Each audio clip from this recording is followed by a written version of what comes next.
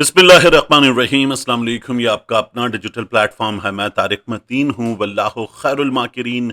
अल्लाह सबसे बेहतर तदबीर फरमाने वाला है, वही बचाएगा मेरे देश को बलाओं से, जो बारिश में शजर से घोंसला गिरने नहीं देता, क्योंकि उसकी तदबीर तमाम तदाबीर की इमाम है।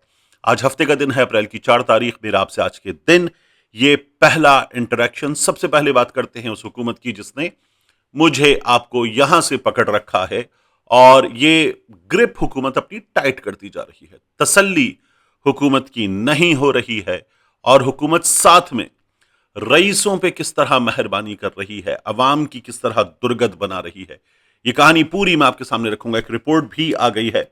सबसे पहले ये जान लीजिए कि हमारी हुकूमत ने हमारे साथ क्या किया है। आईएमएफ से एक और वादा करते हुए मेहताब हैदर साहब, इकोनॉमी के बेस्ट रिपोर्टर्स, मैं हमेशा आपसे कहता हूं ना कि शहबाज राना साहब हुए, मेहताब हैदर साहब हुए, सनाउल्लाह साहब हुए, अशरफ मलकम साहब हुए, तो ये हमारी इकोनॉमी के बड़े नुमायां रिपोर्टर्स हैं। मेहताब हैदर साहब, शहबाज राना साहब one of the best. Mehtab Haider साहब की स्टोरी है, वो बताते हैं हुकूमत की जानिब से आलमी मालियाती फंड आईएमएफ को बिजली महंगी करने की यकीन दहानी के साथ बजट में सब्सिडी 830 अरब तक महदूद रखने का वादा किया गया है, यकीन दहानी की गई है।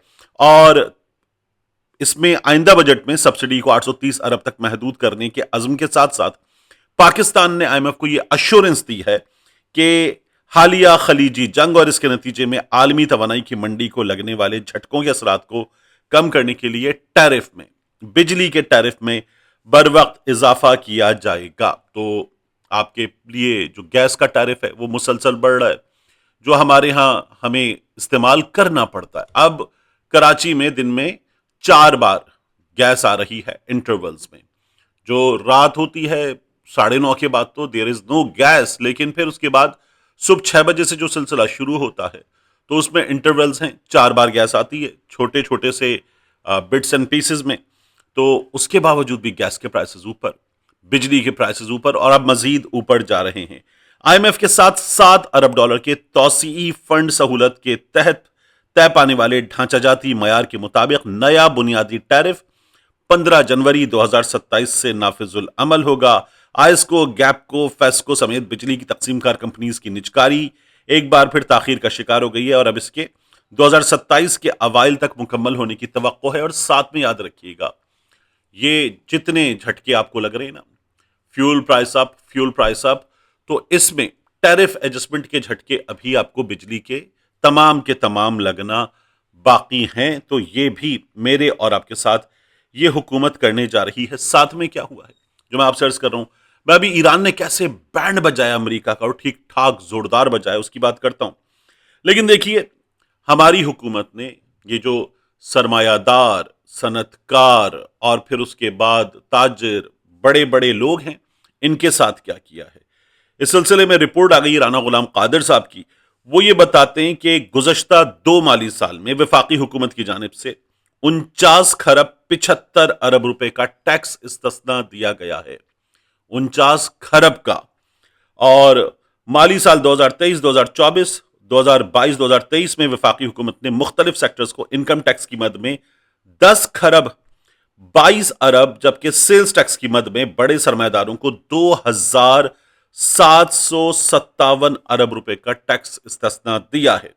कस्टम्स ड्यूटी की मद में वफाकी हुकूमत की जानिब से 2 बरस में 1195 अरब, तवानाई और कानकनी के शोबे में 103 अरब 47 करोड़, हाउसिंग और पब्लिक डेवलपमेंट अथॉरिटीज को 43 करोड़ 28 लाख, तालीमी शोबे को 17 अरब, इंफॉर्मेशन टेक्नोलॉजी के शोबे में 5 अरब 86 करोड़ का इस्तिस्ना दिया गया है।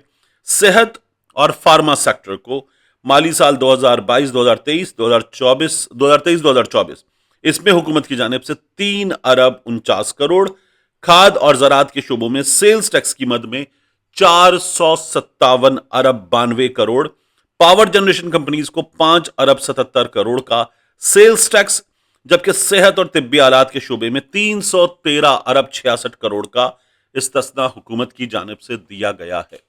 अब एक लम्हे को सोचिए, ये इस मुल्क में बड़े बड़े सेक्टर्स को, अरबपतियों को टैक्स इस्तिस्ना दिया गया है। मेरे और आपके साथ क्या होता है?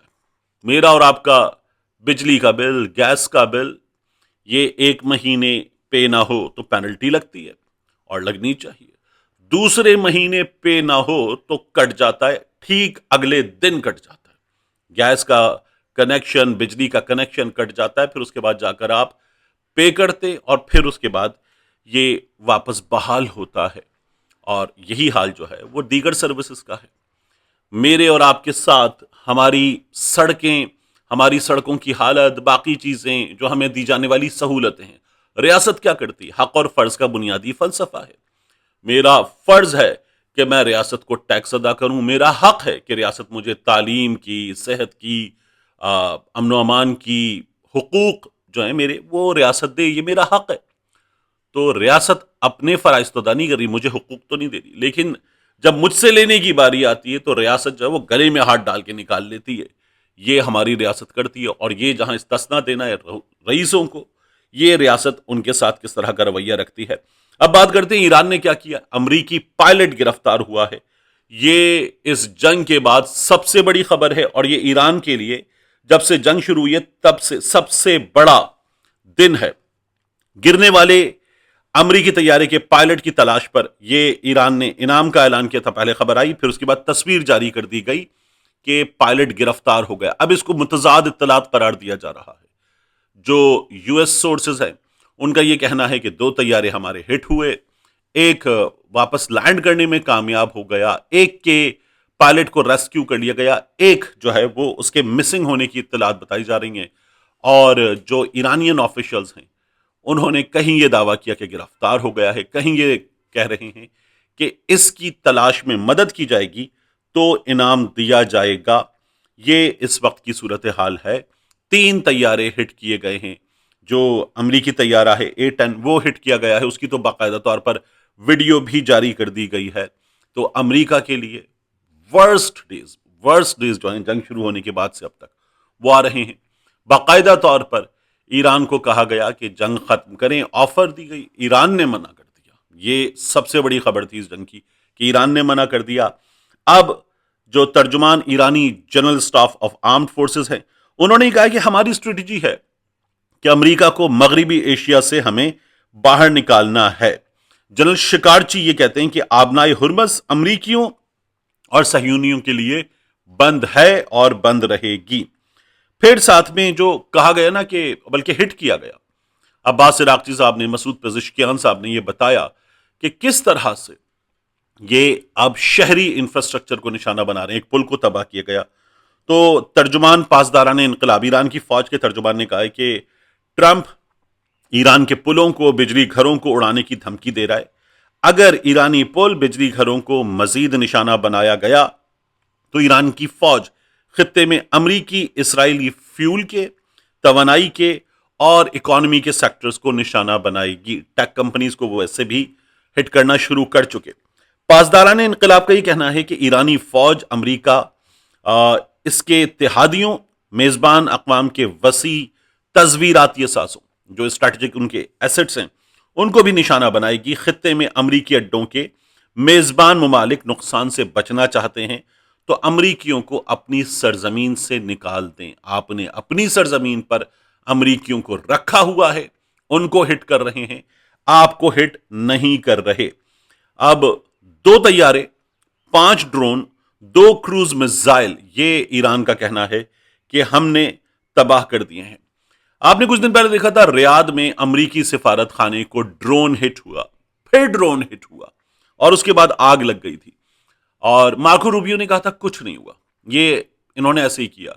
جب جراڈ پر حملہ ہوا، ان کے بحری بیڑے پر، انہوں نے کہا کچھ نہیں ہوا۔ ابراہم لنکن ہٹ ہوا، انہوں نے کہا کچھ نہیں ہوا۔ کویت میں ان کے طیارے گرے، انہوں نے کہا فرینڈلی فائر کا نشانہ بنے، کچھ نہیں ہوا۔ اب کیا ہوا؟ جو امریکی سفارت خانے پر حملہ ہوا تھا، امریکی حکام یہ تسلیم کر رہے ہیں کہ ایران کی جانب سے سعودی عرب میں سفارت خانے پر 3 مارچ کو جو حملہ ہوا اس میں ناقابل تلافی نقصان پہنچا۔ مارکو روبیو نے یہ کہا تھا کہ کچھ نہیں ہوا تھا۔ یہ بات اب امریکی حکام تسلیم کرتے ہیں کہ غلط تھی۔ امریکی میڈیا یہ بتا رہا ہے کہ ریاض میں امریکی سفارت خانے پر حملے سے عمارت میں جو آگ لگی تھی اس سے بڑے پیمانے پر تباہی ہوئی ہے۔ عمارت میں محفوظ ترین حصے بھی نشانہ بنے، اور جو آگ لگی وہ آدھے دن تک بجھائی نہیں جا سکی تھی۔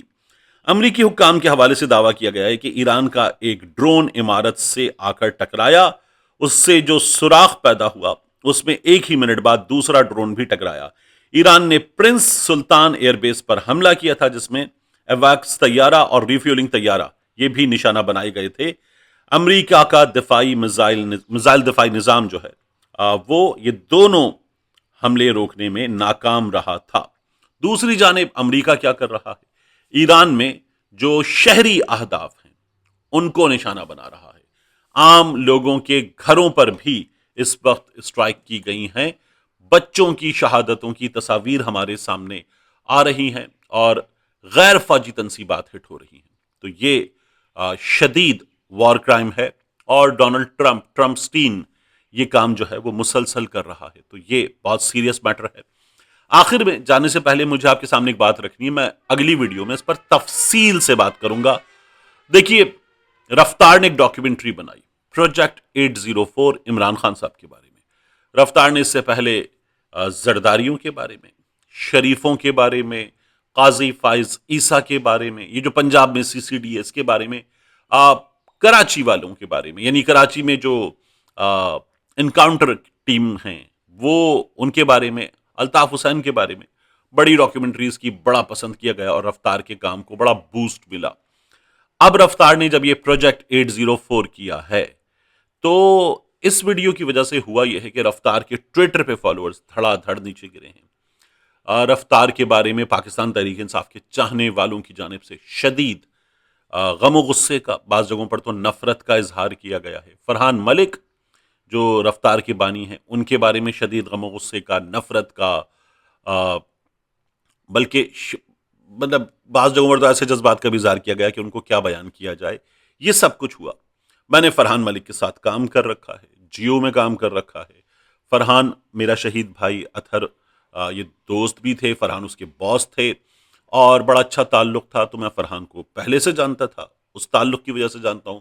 فرحان کو جب گرفتار کیا گیا تھا اس حکومت کی جانب سے تو فرحان کے لیے ہم جو دوست جمع ہو کر پہنچے تھے ان میں، ان کو جمع کرنے والوں میں، ان دوستوں کو لے کر جانے والوں میں میں شامل تھا۔ گو کہ میری عدالت میں پریزنس اس طرح سے نہیں تھی، وہاں پر بھی گئے جس طرح سے رفتار کی باقی ٹیم کی تھی، مگر ہم نے یہ بھی کیا۔